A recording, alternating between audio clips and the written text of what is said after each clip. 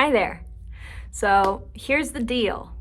I work at Long and McQuaid, and I have breaks in my schedule where I can practice, and they've got a really good piano here. And I've been thinking for a while of big brain fart. I've been thinking for a while about doing videos where I practice so that people can watch. And I might do one of these live, but for now, I won't do them live.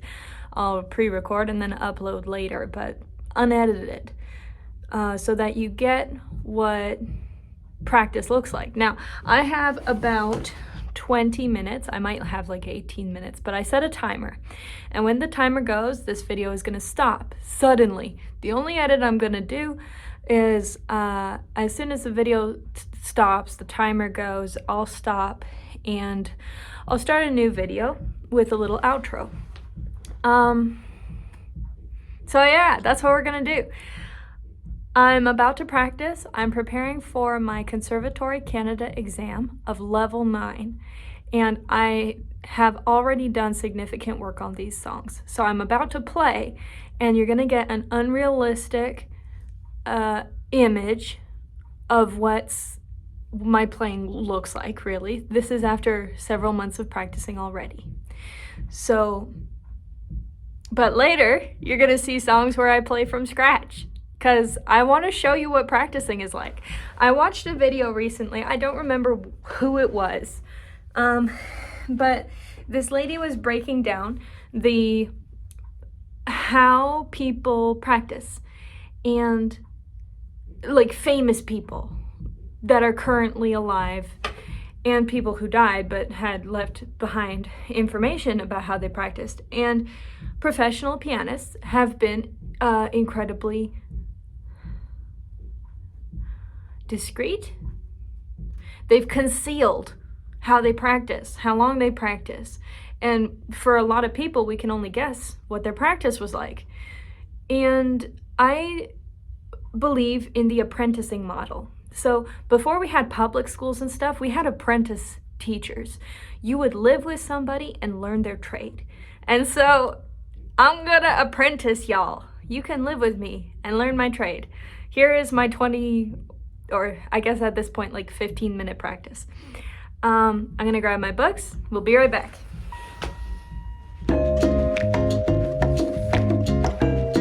Now for level 9, Conservatory Canada, I'm not practicing my technique yet. We're just practicing songs. And normally I would advise you practice your technique ahead of time. But I do have years of experience playing technique. I'm very confident that I can prep it a few months ahead of the exam. And even if not, I'm not signing up for the exam until I have everything ready, because the stage of life that I'm at, I'm not going to pressure myself to reach a deadline. I'm just going to practice everything I need to practice and then set up the exam and go. Now, you're supposed to have 4 songs in your level 9 Conservatory Canada. You're supposed to have 1 from list A, 1 from list B, 1 from list C, 1 from list D. 5 songs and 1 study. My list A is Antonio Soler's Sonata. I know I normally don't have trouble pronouncing that. Sonata number 84 in D. That's on page 8 of your level 9 conservatory book, if you've got one. And it looks like this. That's your first 2 pages. And this is your second 2 pages. And I'm gonna play that. And normally what you do when you practice is you practice little bits. You play the whole thing, then you practice sections that you really need to work on. And I'm gonna play through it, and then I may practice sections, I may not. It depends on how I feel. If I don't feel like practicing this song, guess what? I'm not practicing this song, I'll go practice a different song. So, there you go. There's your first bit of advice. Take your feelings into account when you practice, especially if you're a girl. I don't know if guys need to take their feelings into account. Jocko says, no, you work out whether you feel like it or no. You know, Ben Shapiro, famous for facts don't care about your feelings. But girls care about our feelings. I'm gonna practice this, and if I don't feel like it, I'll move on.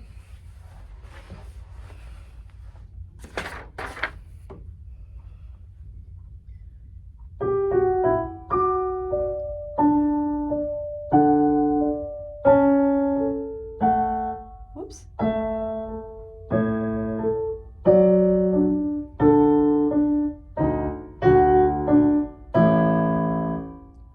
That's the first 4 measures. And I'm going to stop and tell you something that I did wrong here.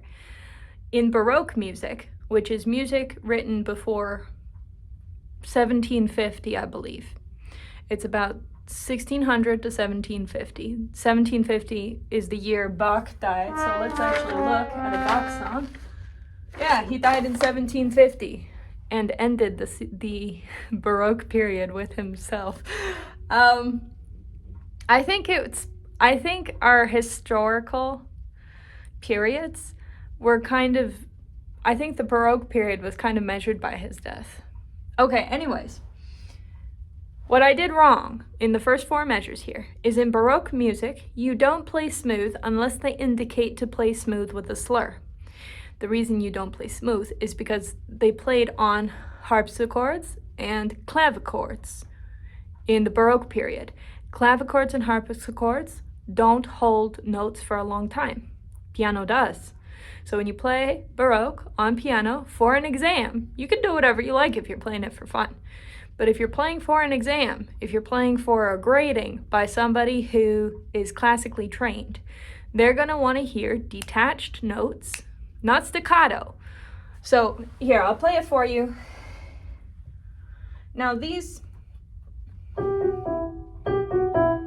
So, I don't want to play perky like that, but I want to play detached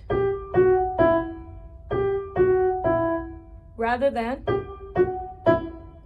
or smooth, okay? That's what you want with Baroque. The lighting in here is terrible. Sorry. Okay.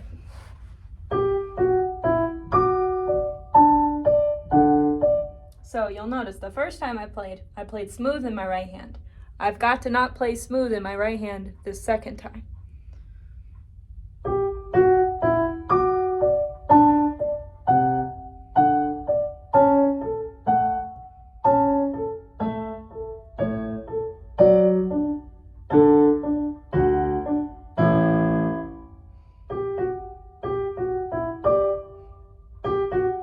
Triplet. Triplet should be faster than my 16th. So this is la, do, da, do, do, do. Triplet should be triplet.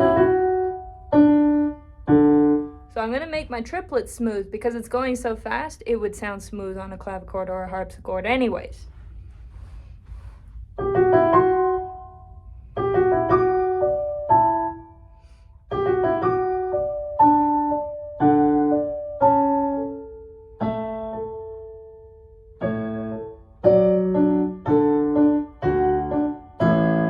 I did it again. I made my right hand smooth, so I'm going to go back and detach it.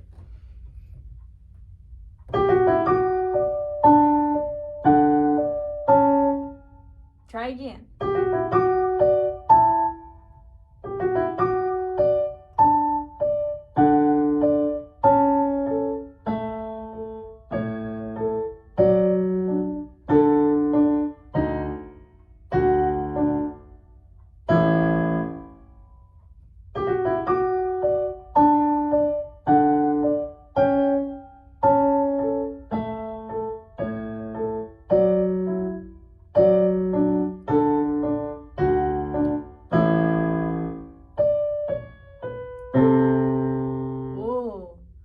When you hear notes like that, I'm missing the C sharp. That was a C that I played, but I'm supposed to be playing C sharps because in the key signature I have 2 sharps, which is F sharp and C sharp.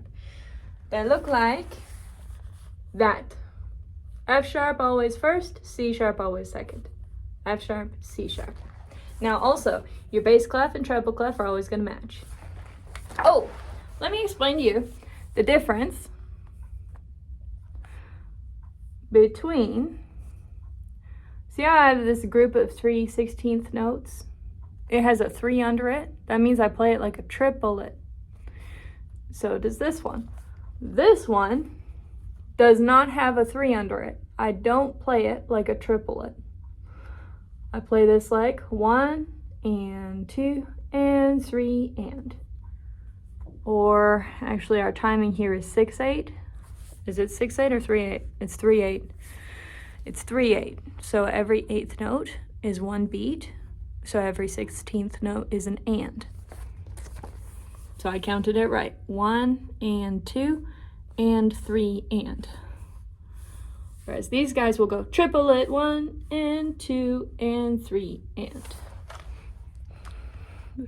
I don't know how much of this is going to be useful, but hopefully it is.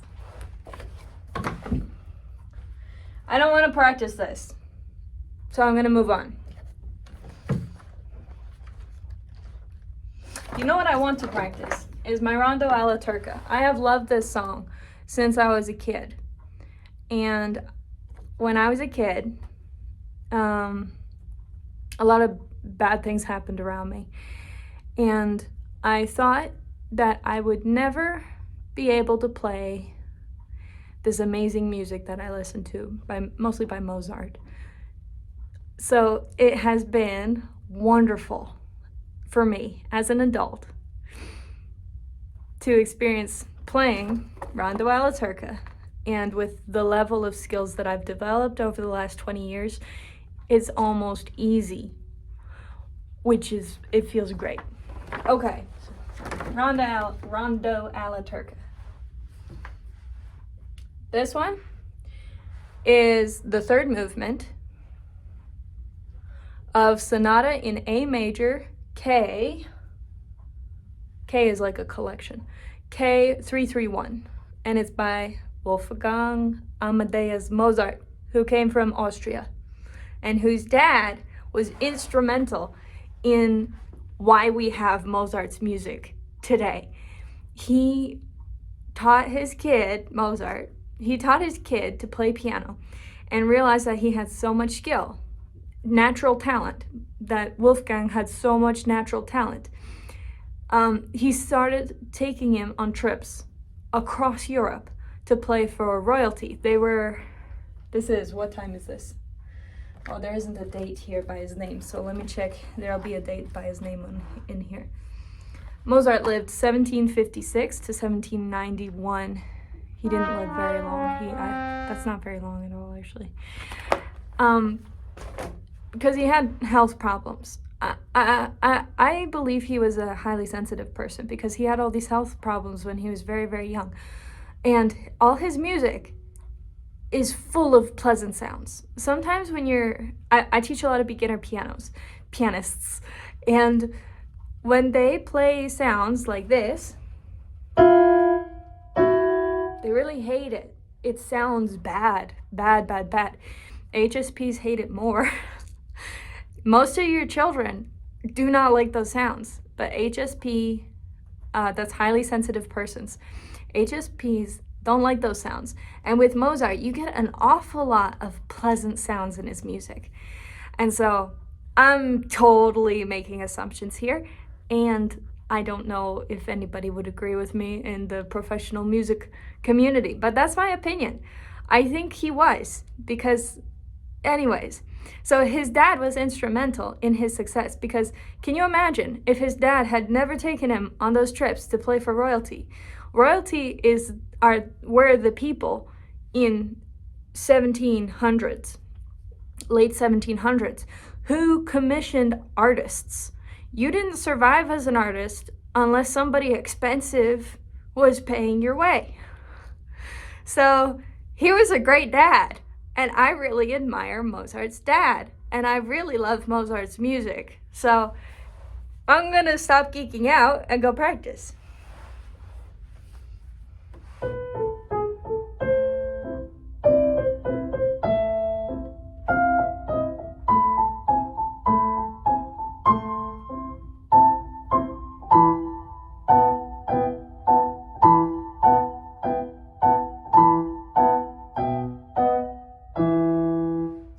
Happy with my grace notes here. these grace notes. I'm playing them too fast for you to really hear that there are 3 distinct notes. It sounds like B instead of blah, blah, blah. So let's do that again.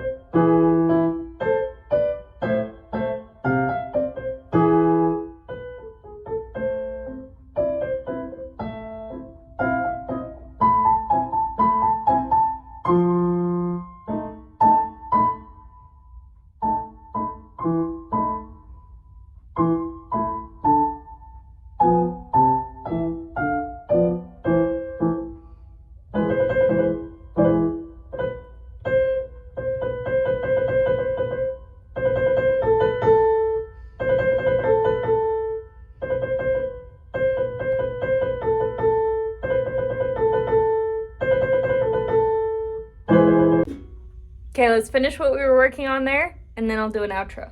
So what I'm trying to do, I've discovered that trilling, this particular trill in measure 24 with finger 2 and 4 works very, very well for me. I was using 3 and 2 before, I couldn't do it.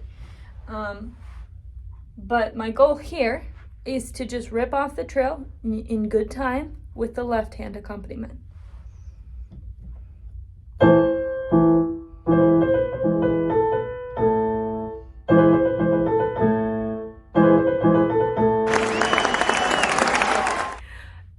Thanks for joining me for this very brief first practice. If you like this content, leave a like, comment, subscribe. Let me know that you want more of this content, because if nobody wants it, I won't make the videos. Or I might, because it might be good to document practice anyways. But yeah, let me know if you like it, and I'll make more of these. Okay, bye.